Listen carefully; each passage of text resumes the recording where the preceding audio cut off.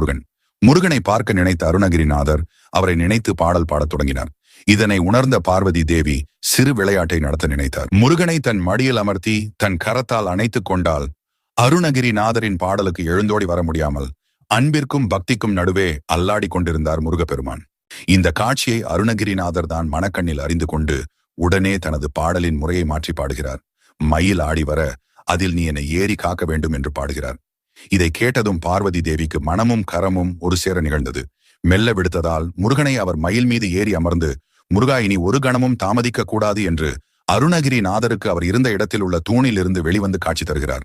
அருணன் உதிப்பதை எப்படி அகிலத்தில் உள்ள எல்லாரும் காண முடியுமோ அதை போல அண்ணாமலையில் முருகன் உதித்ததை மக்கள் அனைவரும் கண்டு களித்தனர்.